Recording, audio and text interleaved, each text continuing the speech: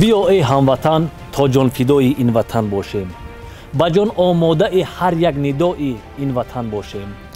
کنارش گرم و راحت بخش چون دامان مادرهاست، همه فرزندهای با وفای این وطن باشیم. سلام بینندگان عزیز تلویزیون علم و طبیعت. هیئت ایجادی و تکنیکی مؤسسه دولتی تلویزیون علم و طبیعت تصمیم گرفته است که وابسته به 23 فوریه روز قواهای مسلح جمهوری تاجیکستان از مرکز تعلیمی قسم حربی 6592 قشون‌های داخلی وزارت کارهای داخلی جمهوری تاجیکستان برنامه تهیه نماید. خدمت به وطن مکتبی دلیری و شجاعت، شرفمندی و مردانگی بوده. حفظ مرز و بومی وطن، صداقت به خاک پاک اجدادی، فداکاری و جانیساری، اصالت و جوهر هستی هر یک جوانمردی با آر و ناموس و وطنخواه و وطن پرور دانسته می شود. تخمینه بیا به قسم نظامی وارد می شویم و از حالت بودوباش سربازان و افسران آگاه می شویم. می رویم.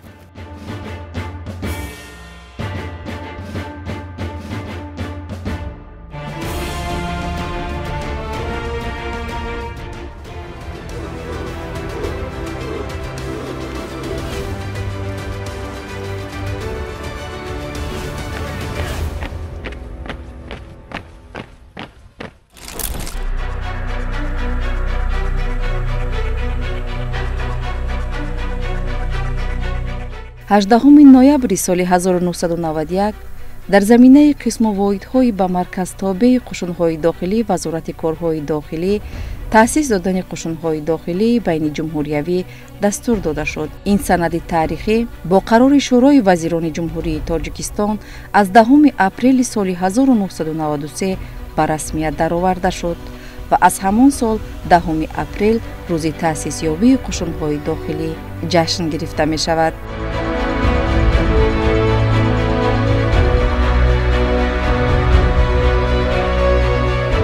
قشون‌های داخلی دوام سالهای 1992-1995 10 قسم حربی علاهیده را با تعداد عمومی زیاده از 10,000 نفر هیئت شخصی در بر می‌گیرد. قشون‌های داخلی ساختار حربی وزارت کارهای داخلی جمهوری تاجیکستان بوده.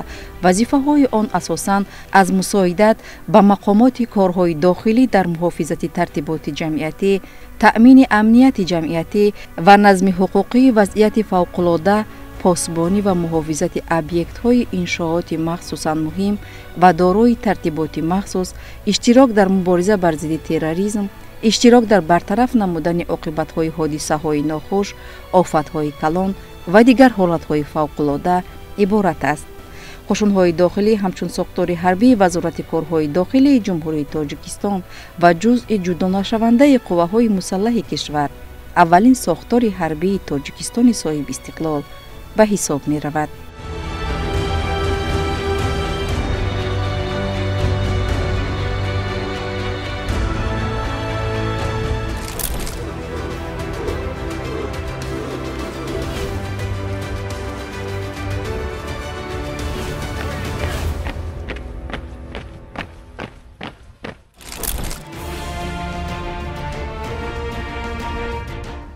هیئت قشون‌های داخلی همچون وطندوستان اصیل ملکه و مهارت کسبی خود را به طور دائمی بلند نگاه داشته در کار حفظ منفعت‌های دولت و ملت به عمل برآوردن سیاست پیشگرفته حکومت جمهوری تاجیکستان، حفظ استقلالیت و تمامیت ارضی کشور سهم ارزنده می‌گذارند.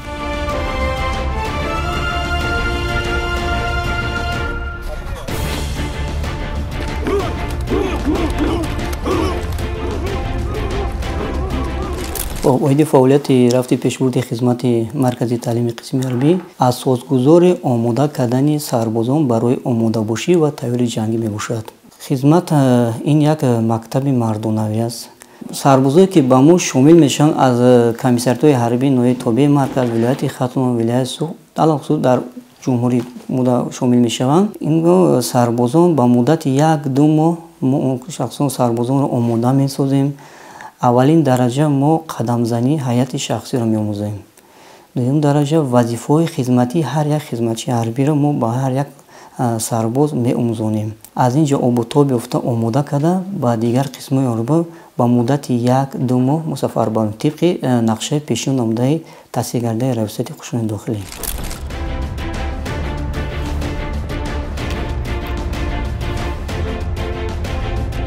дар маркази таълимии қисми ҳарбии 6592 қушунҳои дохилии вазорати корҳои дохилии ҷумҳурии Тоҷикистон мактаби далериву матонат, дарси аввалини шуҷоат, дӯст доштани ватану хоку сарзамин, дарки баланди масъулияти касбӣ, вазифаҳои содиқона буда барои зинаҳои мустақилияти хештаншиносӣ заминаи боэътимод мегузорад.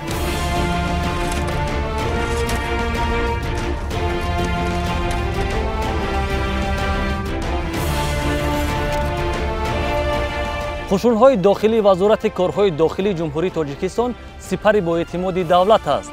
маҳз сипаре ки мо дар даст дорем ҳангоми бетартибиҳои оммавӣ дар майдонҳо барои пароканда намудани бетартибиҳо истифода бурда мешавад. бо эътимоди комил иброз медорам ки ҳайати шахсии қувваҳои мусаллаҳи мамлакат дигар сохторҳои низомӣ ва мақомоти ҳифзи ҳуқуқ бо садоқат ба савганди ҳарбии худ дар оянда низ қарзи ҷавонмардии хешро дар таъмини амнияти давлату ҷомеа, ҳифзи марзу буми сарзамини муқаддаси тоҷикон, ҳимояи зиндагии осоишта ва заҳмати созандаи мардуми Тоҷикистон сарбаландона иҷро менамоянд.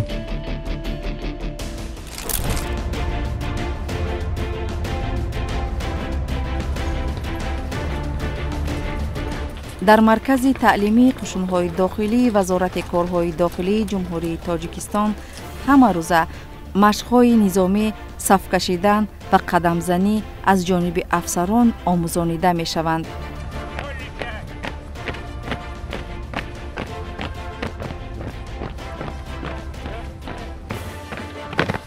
машқҳои тайёрии сафҳороӣ барои гузарондани чорабиниҳои фарҳангию фароғатӣ ва парадҳои идона гузаронида мешавад.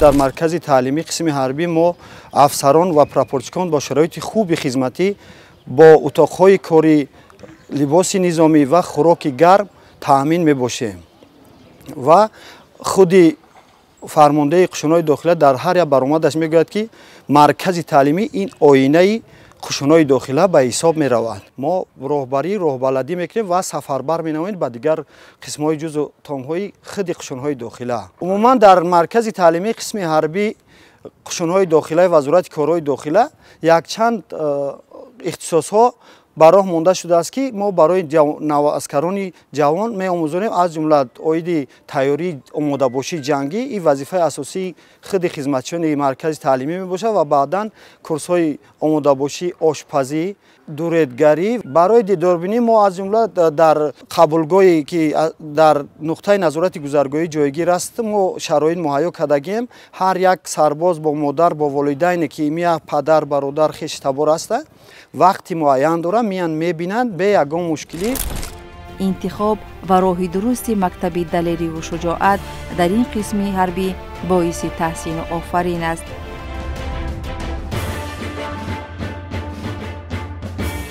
сарбозону наваскарони тамоми қушунҳои дохилӣ аввалин дарсҳои низомӣ, машқҳои варзишиву тактикиро барои омода гардидан ба хизмат маҳз дар ана ҳамин даргоҳ мегузаранд.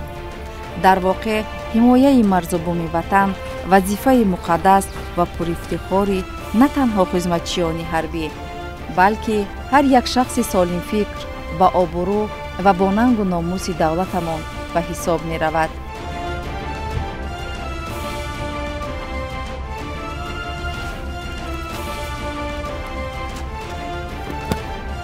варзиш муаррифгари давлату миллат пойдории сулҳ ва солимии ҷомеа мебошад ки ҳамарӯза дар қисмҳои ҳарбӣ барои обу тоб додани бадан гузаронида мешавад.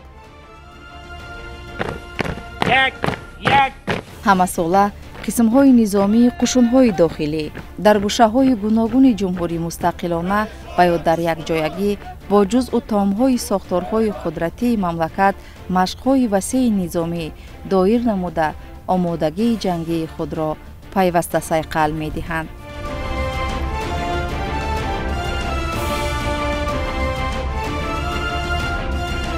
طبق برنامه تعلیمی همه‌روزه از جانب سربازان و افسران مشق‌های تاکتیکی برای آماده‌باش جنگی گذرانیده می‌شود.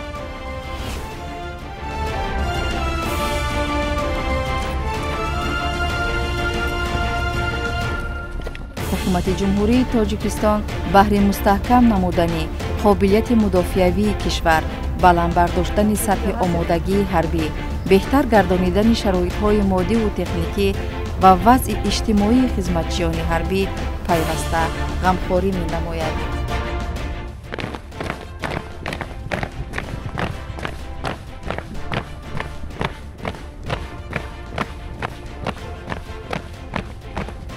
طبق رجای قسم حربی حالا وقت خوراک نصف روزی رسیده است. ما حیات ایجادی تلویزیونی علم و طبیعت آنها را همراهی می‌نماییم.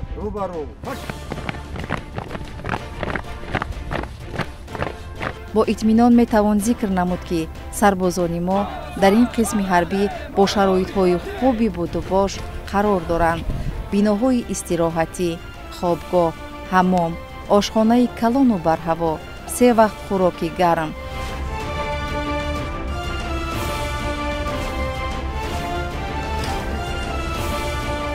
همه‌روزه در اینجا خدمتچیان حربی در این آشخانه 3 وقت با خوراک‌های گرم تامین کرده می‌شوند. اشتهایتان؟ در حقیقت امروز در اینجا خیلی آش با لذت بودند. ما فخر از آن میکنیم که امروز در قسم نظامی همراه سربازان خوراک نصف روزی میخوریم. اشتهایتان؟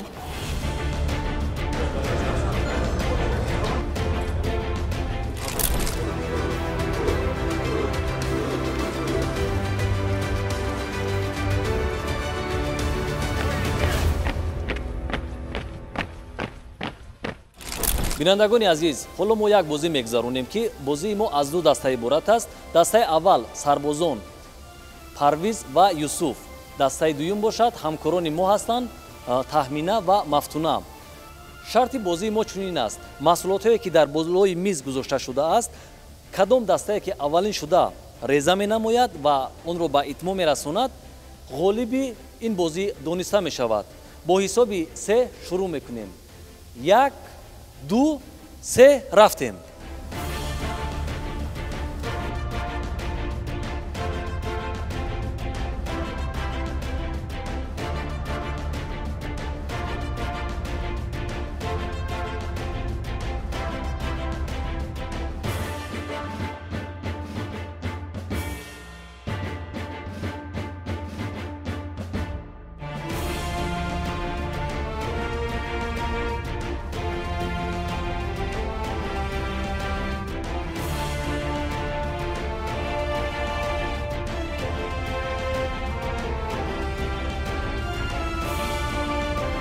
در برابر خدمت نمودن اینچنین آشپزی را نیز به نهایت از خود نمودند و اولین شده پیش از دسته همکاران ما محصولات‌های خود را به اتمام رسانیدند. بینندگان عزیز، طوری که شما شاهد شدید، در طول 4 دقیقه دسته سربازان آن محصولاتی که در روی میز گذاشته شده بود ریزه نموده به ظرف جایگیر نمودند. نگفته نماند که برای غالبان این آزمون تحفه از نام مؤسسه دولتی تلویزیون علم و طبیعت جدا شده است. ما آنها را با مناسبت 23 فوریه همچنین برای غالب آمدن در این بازی تبریک می‌نماییم. مبارک باشد. پرویز مبارک شود. ما را همراهی نمایید. بخش‌های دیگری برنامه ادانه ما ادامه دارد.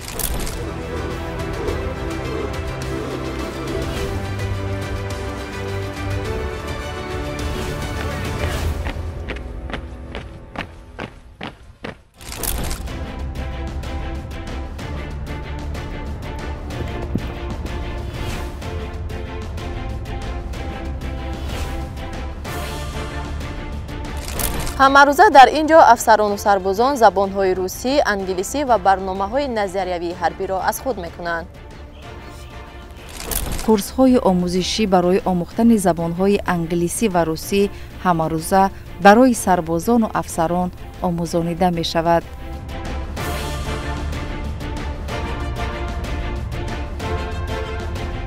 Did you understand the last lesson?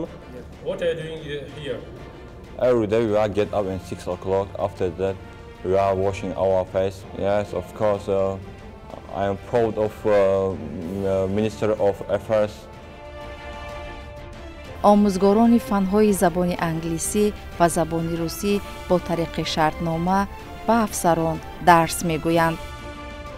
آموزش زبان انگلیسی در این قسم حربی از روی نقشه جریان دارد و ما هفته 2 مرتبه درس میگوییم که سربازان افسران خود این درس رو از خود میکنند. با تشبث پیشوای ملت محترم امام رحمان این سپارش شدند و ما در همه ساحه فعالیت کرده شدیم. با حس بلند خودشناسی و خودآگاهی ملی و افتخار از دولت و دولتداری ملی در آینده نیز تمام نیروی خود را برای حفظ دستاوردهای استقلالیت، تحکیم دولتداری، وحدت ملی، صلح و ثبات، رشد منبعده اقتصادی و اجتماعی وطن عزیزمان تاجیکستان بیشتاسا و استوار گردانیدن موقع آن در قطار کشورهای مترقی سفربر می‌گردند.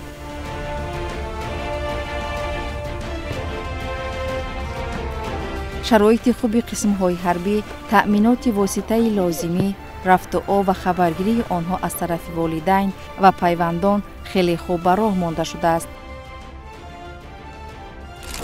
حسین چقدر میشود که در این قسم نظامی خدمت دارید؟ مدت 11 ماه شده است. خب شرایط قسم نظامی چگونه است؟ بهترین همه شرایط داره.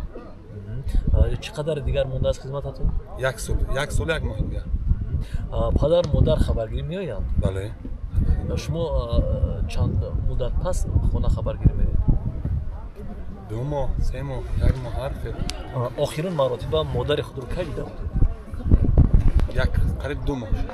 باره گفتید که مادر من شما رو دوست می‌دارم. بله بسیار. در یاد دارید که کی گفته بود؟ هر دفعه که زنگ میزنم با تلفن میگم.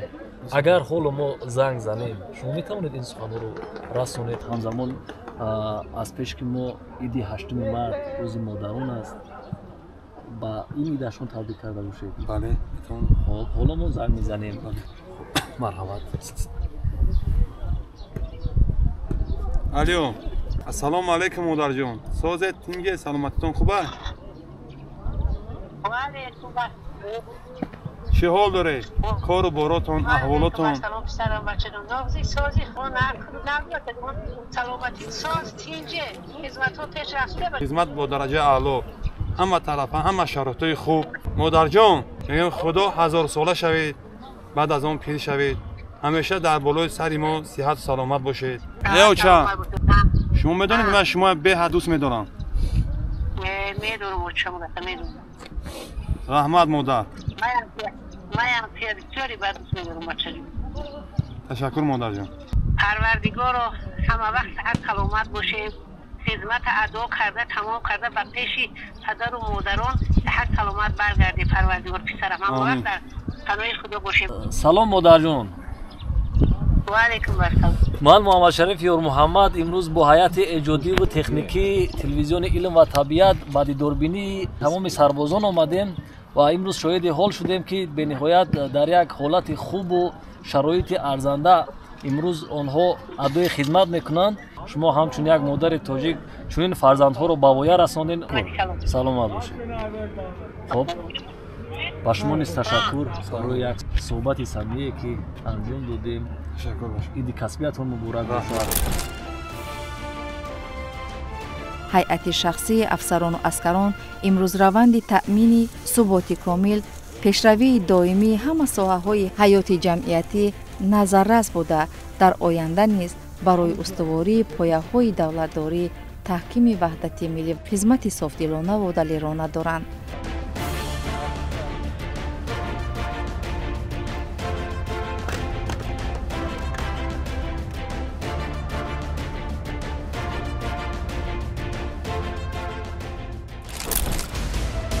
در چنین شرایط تمام خدمتچیان حربی و کارمندان مقامات حفظی حقوق از سرباز قطاری تا افسران بلند رتبه وظیفه دارند که دانش و تجربه و ملکه و مهارت خود را به حمایه دستاوردهای زمان استقلالیت و آزادی تاجیکستان محبوبمان ва хизмати содиқона ба манфиати халқу ватан сафарбар созанд.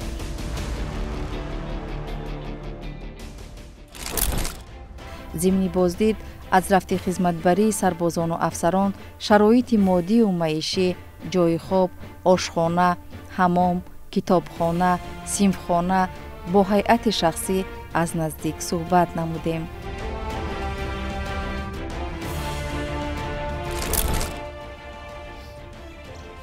ассалом. алайкум ассалом. мехостем аввал худатонро шинос намоед. хизматчи ҳарби лейтенант тухлина. вазифаи шумо дар ин ҷо чист? вазифаи ман илми яроқи ҷангиро дига фикр кардам. барои зан модар мушкил нест дар ин соҳа? не, барои ягон ҷои мушкил надорам. ман мефахрам ай вазифаи худам. ман снайперист ҳастам. ҳоло то қуввати дорам мехоҳам хизмати ватана кунам. чанд сол ҳаст ки дар ин соҳа кор менамоед? ай 2006 то ҷонибат дар хизмати ватан ҳастам. ҳамчун модар, ҳамчун зан. саломат бошед. барои беҳтару хубтар кардани беҳдошти вазъи моддию маишӣ ва баландбардоштани рӯҳияи сарбозону афсарони қисми низомии мақомоти корҳои дохила тамоми тадбирҳо баҳри он меандешанд ки фарзандони далеру шуҷои ватан дар шароити мусоид ба модар ватан содиқона ва софдилона хизмат намоянд. қувваҳои мусаллаҳи мамлакат дар ҳақиқат сипари боэътимоди давлат, ҳимоятгари асосии сохинони кишвар ва сулҳу ваҳдат дар ҷомеа мебошанд.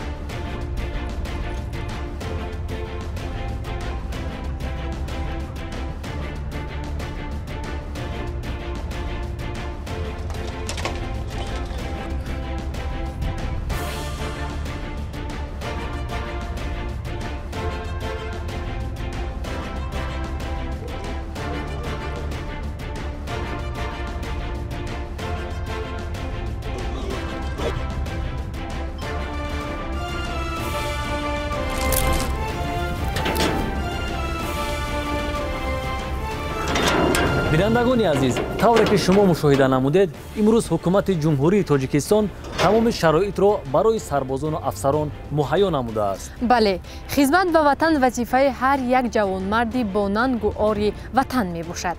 аз фурсати муносиб истифода бурда тамоми хизматчиёни ҳарбиро ба рӯзи қувваҳои мусаллаҳи ҷумҳурии Тоҷикистон табрик менамоем.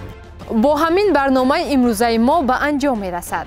барномаҳои дигари телевизиони илм ва табиат бошад идома дорад.